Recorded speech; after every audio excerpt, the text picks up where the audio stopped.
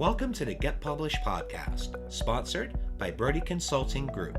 To get more information about our coaching, publishing, executive ghostwriting, and podcast production services, go to getpublishedpodcast.com.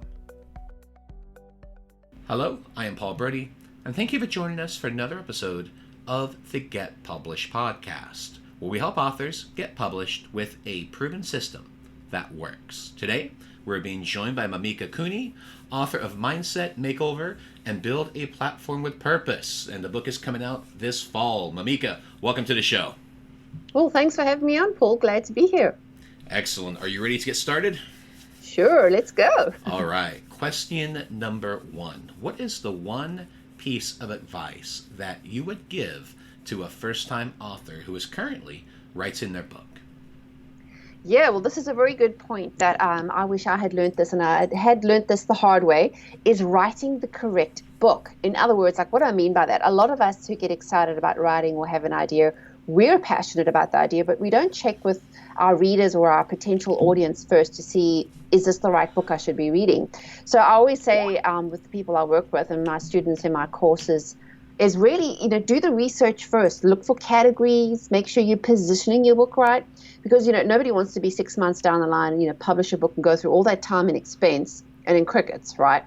So we really want to make sure that, we really are starting with the right audience and writing the book for the right topic. So definitely, that's a good thing to start with. And what do you feel is the hardest part about getting published? Well, of course, the publishing industry has changed dramatically over the last few years. I've written 4 books, 2 of which were traditionally published, and I went the whole pitch, make a book proposal, try find a publisher, and getting that all those hoops you have to jump through.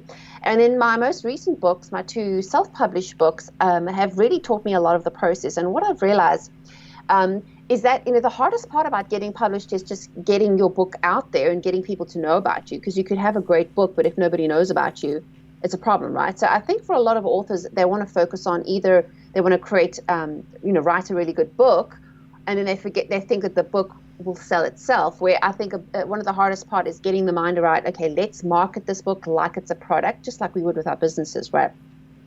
But I would say, it's really, anything can be accomplished now, that it doesn't have to be that hard to get published. And that's why I'm a huge self-publishing advocate.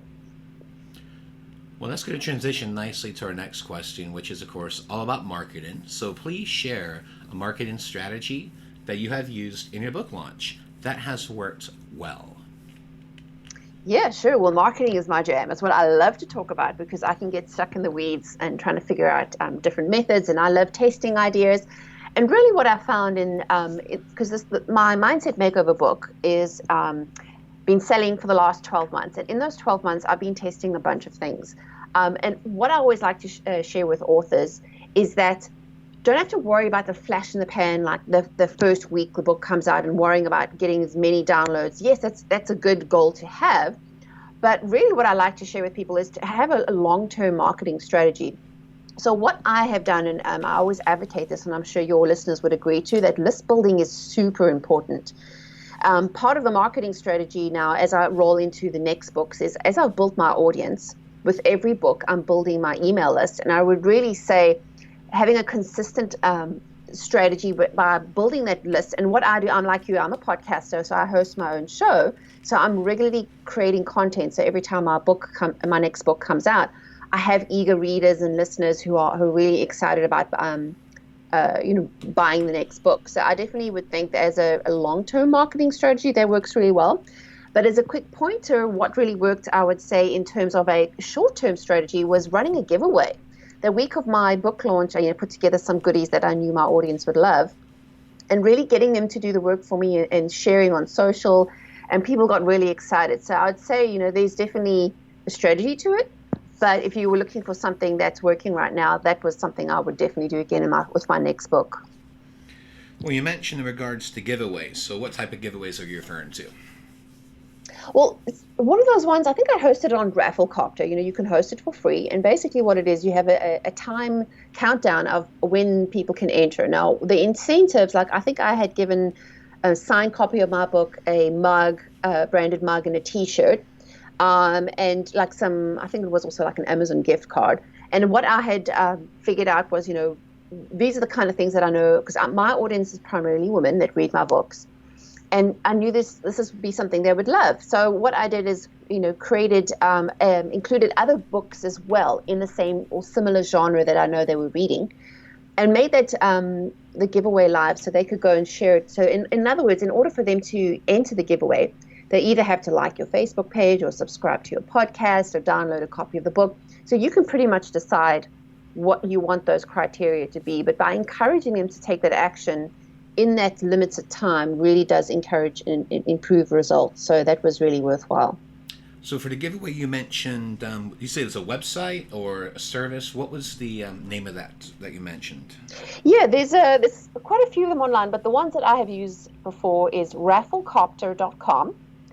And then another one is KingSumo, like SUMO.com. They have more of a, you can actually have a paid version of it. It's basically creating a landing page just for the giveaway, and the coding. So no, you don't have to be a web designer to do this. You literally can just use the service. You direct people to that landing page, and all the coding takes care of it for you. So in other words, every time they share on Facebook, they get an entry, or if they tweet it, they get an entry. So you can really try different things. Sometimes people offer one item. Now, in the past, I've seen people say, well, you can, enter my giveaway and you can get a Kindle Fire or whatever to, read the book on. Obviously, everybody and his auntie is going to want a Kindle Fire. So that's why I always try to say to people, try to be more specific to your audience.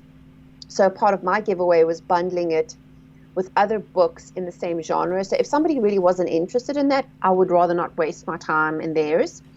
So the idea is, the more specific we can be in targeting the readers that we know are going to buy the book, the more highly likelihood they will be the right people. Because really what your giveaway or your giveaway is doing is building your email list. And there's no point in having people on your email list who are only there for the giveaway and who will unsubscribe straight away.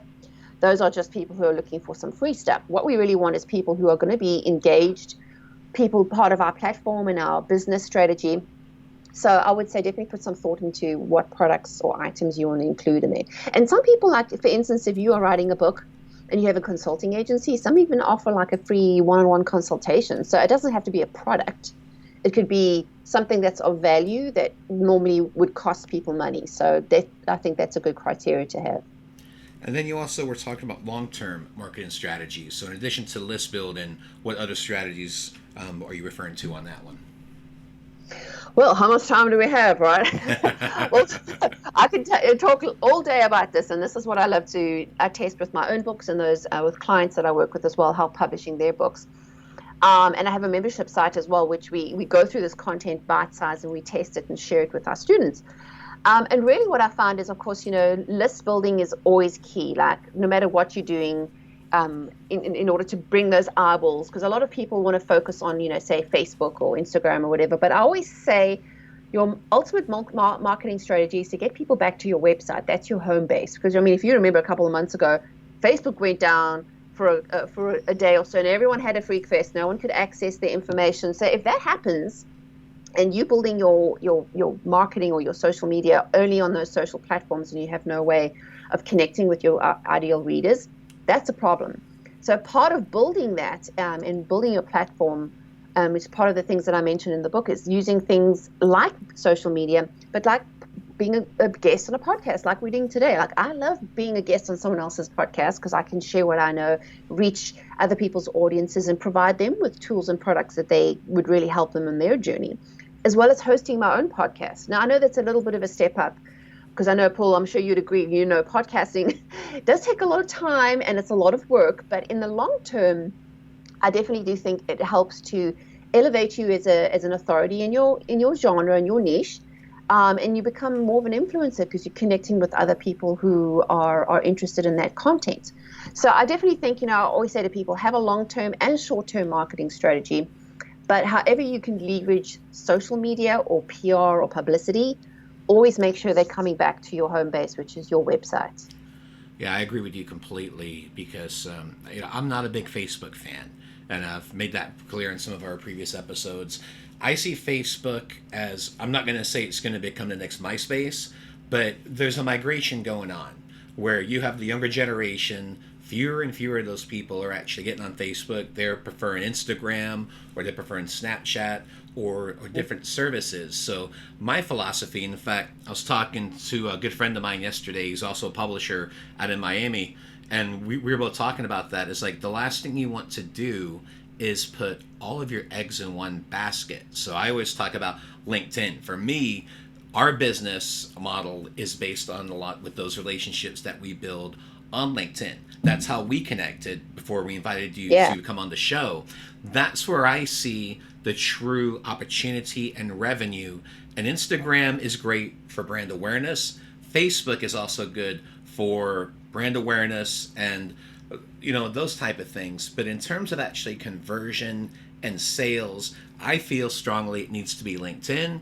But the main thing is all of that traffic needs to be redirected back to your website, where you get them on your list, you get them to sign up for complimentary strategy sessions, you build that relationship, and you're given things of value on the webpage, whether it's going to be a strategy session, or it's going to be an opportunity to learn more about the podcast and subscribe, or to get a free book.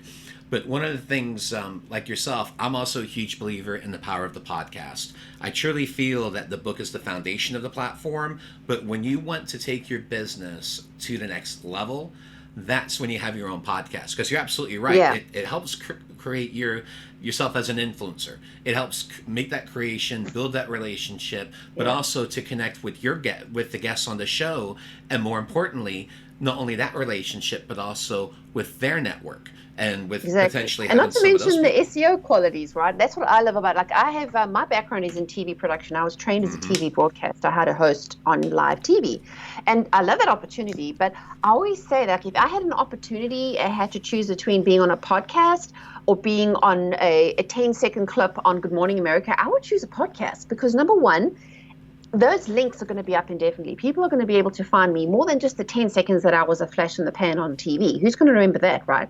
Second of all, podcasting is so much more specific. Like, and even like you mentioned LinkedIn, and I know you're a great proponent. Like, I haven't really used LinkedIn as much as I should or I could be. And I don't particularly say you have to be on LinkedIn. To me, it's more about where are your audience? Like your audience, if you are approaching your businesses around stay-at-home moms who like to create recipes, they're on Facebook. If you are a business owner and I mean, it's really not about, oh, you have to be on this platform or you have to be on that platform. It's what are you offering and where are your people? Like you should hang out where you feel like you can connect with more people.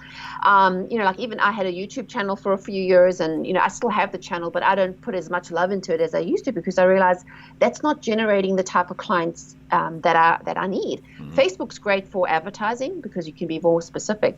But here's something that a lot of, I think, business owners are not really leveraging as much. Like over the last 12 months, I've been doing this little private, my own little personal test.